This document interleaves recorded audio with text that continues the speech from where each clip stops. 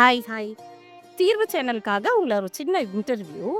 இன்னைக்கு காலகட்டத்தில அ கல்யாண வாழ்க்கைங்கிறதே ரொம்ப ஒரு கேள்விக்குறியான விஷயமா இருக்கு.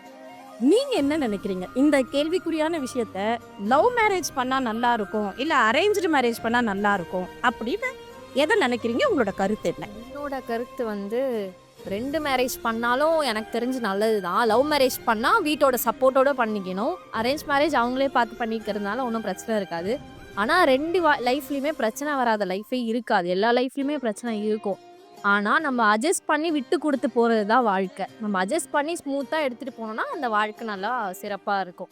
உங்க மேரேஜ் என்ன மேரேஜ்ன்னு நான் தெரிஞ்சுக்கலாமா? என்னோட மேரேஜ் லவ் மேரேஜ் தான். வீட்ல அக்செப்ட் பண்ணி தான் பண்ணிக்கிட்டோம். இருந்தாலும் எங்க லைஃப்லயும் நெறைய பிரச்சனைகள், நெறைய சண்டைகள் எவ்வளவோ வரும். ஆனா விட்டு குடுத்து ஒருத்தர் ஒருத்தர் மனசு கஷ்டம் இல்லாம விட்டு குடுத்து போயிட்டுருக்கோம். இன்னைய வரைக்கும் நல்லா போயிட்டுருக்கு ஸ்மூத்தா. உங்க மேரேஜ்ல யார் அதிகமா விட்டு குடுக்குறாங்க? சம்டைம்ஸ் என் மேல தப்பு இருந்தா நான் விட்டு தருவேன். அவர் மேல தப்பு இருந்தா ஓகே, சாரி அப்படின்னு ஏதாவது சொல்லுவாங்க. அவ்வளோதான். மோஸ்ட்லி நான் தான் விட்டு தர்றதா இருப்பேன். ரொம்ப சந்தோஷம். இன்னைக்கு ஜெனரேஷன்ஸ்க்கு நீங்க என்ன சொல்ல விரும்புறீங்க? லவ் பண்ணுங்க. ஆனா நல்ல பையனா பார்த்து பண்ணுங்க. வீட்ல வந்து அக்செப்ட் பண்ணி கல்யாணம் பண்ணுங்க. நீங்களே தானா முடிவு எடுக்காதீங்க. அது நல்லது கிடையாது.